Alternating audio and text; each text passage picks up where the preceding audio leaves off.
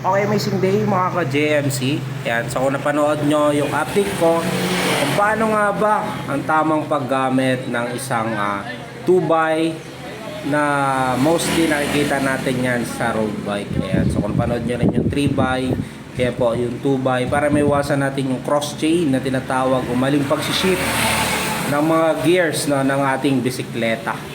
Ayan, so sana meron tayong natutunan. Konting tips lang yan galing kay JMC Bikes. Ayan, so shout out po sa inyo lahat. At the same time, please follow nyo yung Facebook page ko, JMC Bikes Bicol. Ayan, TikTok shop, nagsiship nationwide kay saan sulok ng Pilipinas. Ayan, so JMC Bike Shop Bicol, search nyo lang. At the same time, syempre, don't forget to like and subscribe my YouTube channel, JMC Bike Check, para updated kayo sa mga bagong bikes and update dito sa atin sa JMC Bikes dito. Thank you po and God bless. Ride safe po sa inyo lahat mga ka-JMC Bikes. Okay no, so ipapakita ko sa iyo yung stout champion natin ay naka-Bripster. Ayan, pero ito simplify na sinasabi nila na STI pinakamadali nang sabihin no. Pero ito ay Bripster, yung STI kasi sa Shimano. Pero ito ay naka L2 Smuts R5. So pero ito ay same siyang function doon sa mga STI natin no, katulad nito. Ayan. So dito, ayan yung shifter ng crank. Ayan. So ito yung release. Ayan. Yes, ito naman yung add no. Ayan. So dito sa crank, tapos ito yung mismong brakes niya.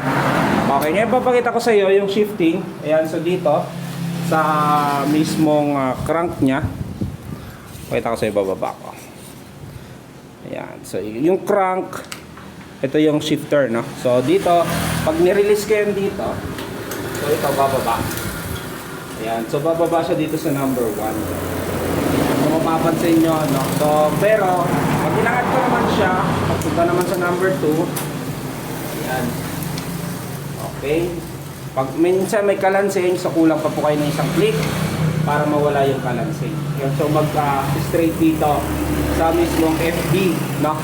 So dito naman sa release, pagdating naman sa release, ayan o, kung cool, ayan yung mapapansin nyo, pag isang click lang, may kalansing kayong maririnig. So double click, minsan tatlo yan.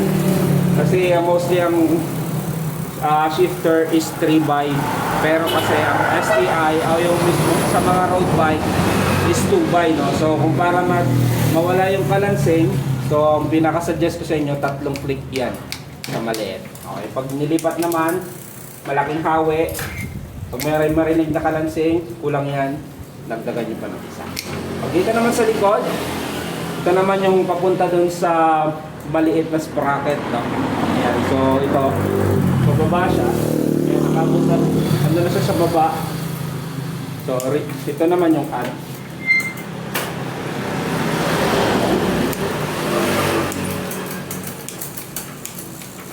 Ayan.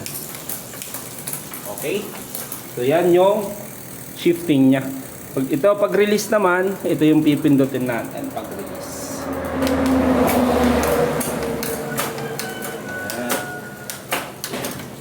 Po. Okay. Okay, so ngayon, kita nyo na kung paano yung shifting niya. So ngayon papakita ko naman sa iyo yung kung bakit nagkakaroon din ito ng cross shifting.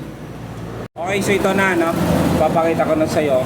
Bali, gaya ng sinabi ko nung kakaraan, ang pinaka-partner ng isang bike o yung chainring and to the sprocket ay ang pag dito ko sa pinakamalaki, yung pinaka-balance nito is yung maliit. Okay? So, pwede mo siyang iangat. Pwede mo siyang iangat until dito, no? So, number 3. So, laging tatandaan natin na yung number 1 ay nasa loob. 1, 2, 3, 4, 5, 6, 7, 8, 9. So, higher number dyan, mas mabilis. Pag dito naman sa crank niya, ito number 1. Dito naman yung number 2. So, higher number pa rin, mas mabilis. Okay? So, dito, yan, so kung mapapansin nyo, nasa malaking chainring ako, no? Malaking chainring, so i-add ko, matulad nung pinakita ko sa iyo kanina kung paano mag-shift. Ayan, so ililipat lang natin. Ayan.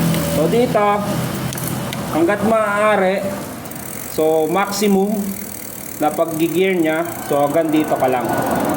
So may matitira kang dalawa. Okay? So as standard, so mapapansin nyo naman yung mismong chain nyo medyo lumilihis na. So hindi na siya pantay. Yan po yung tinatawag nating cross chain. At the same time yung RD nyo nagsisimula na siyang mahatak. Ayan. So papakita ko sa inyo kung ilalagay ko siya sa pinakamalaking sprocket sa number 1. Okay, so ilalagay ko na. Ayan, pansinin nyo yung RD nyo kanina. Ayan, so ang RD nyo is sobrang hatak. Tapos yung kadena nyo, ayan o, sobrang tigas. So tendency nyan, less kasi yan ng persa. So persado ka dito sa harapan, pagdating dito sa likod is wala kang persa o mabagal ka. So nagpagod ka lang. So yun purpose nyan, no? So at the same time, baka masira yung RD nyo o mahatak. So dito din, ang pinaka-balance nyan is i-release mo siya, no? So pipindutin mo ngayon itong pinakamaliit. Yan, gaya ng sabi ko kanina, ang click nyan is mga 3 para bumaba. So yan yung balance nya. Mapapansin nyo rin yung kadena nya. Very smooth. Okay, sa mga gumagamit na road bike, bali ito yung maliit, yung ginagamit dyan para sa ahon. Ayan, so release nyan para magaan yung pagpepedal mo, di ba magaan siya, malambot. Ayan kung mapapansin nyo sa ikot ko. Ayan, magaan yan, no? So yan po yung pag-ahon. So mabagal ka, pero yung pwersa mo mas malakas kasi malaki ang sprocket mo. Okay, so dito, nilagay ko naman siya sa pinakamaliit. So hanggang dito ka lang din. Magtira ka rin ng dalawa para balance din siya, no? Ayan, so balance yung mismong shifter ng FD saka yung RD nyo. Ayan, so kung mapapansin nyo ulit yung RD nyo, ayan, so naka-neutral siya. So halos tama na yung mismong setup nya. Pero pag nilagay naman natin yan dito sa pinakamaliit, ayan, yan naman, magkakaroon naman ng problem yan. Ayan. So, issue naman yan. Ayan, so kung mapapansin nyo, ayan, sobrang luwag, lambot. Ayan, o. So, magiging issue naman yan. Malambot dito ang pagpipedal mo, mabagal ka. Pagdating naman dito, sobrang tigas. So, syempre ito pa rin yung magdadala ng persa mo eh.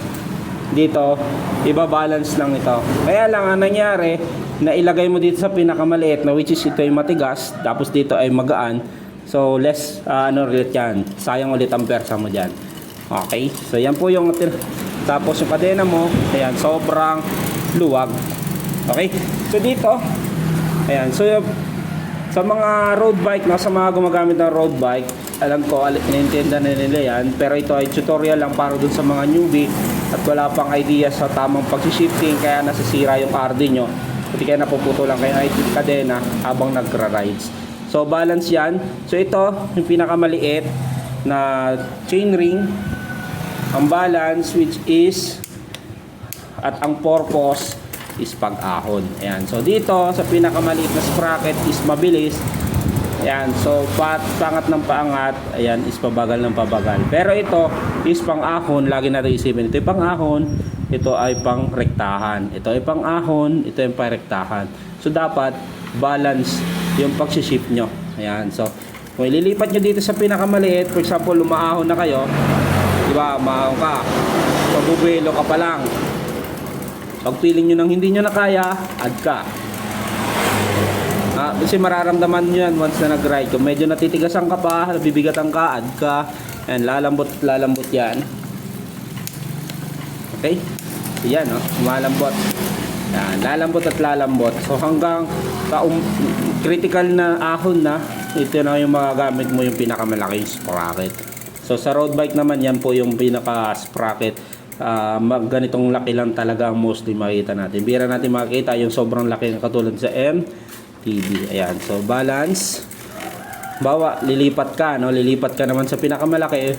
Kung dito ka na nakastick, huwag kang maglilipat agad. So ilalagay mo muna siya doon sa gitna bago ka lumipat sa pinakamalaki, kasi para hindi agad mapersa yung anyong RD. Okay? So, tsaka ka ulit mag tigdag. Ito naman pang rektahan naman to. Sa mga patag, kung gusto mo mas mabilis. Ayan. Ginagamit yan lalo sa mga nagkakarera na nagtitraining kung paano maging mabilis. Okay, sana may makatulong sa inyo, lalo na sa mga newbie. Cross shifting, malaki sa malaki, maliit sa maliit. Ang standard is malaki dito, maliit dito, maliit dito. And then, maliit, malaki. Okay, thank you. And God bless. So, ayan po yung simple na tutorial, lalo na sa mga gumagamit ng mga road bike and MTB. Meron na po akong na-post na MTB. Ayan, so dito, ayan yung STI, no? Ating tinatawag ko, Flipster. So, yan, Stout Champion road bike. Thank you po and God bless.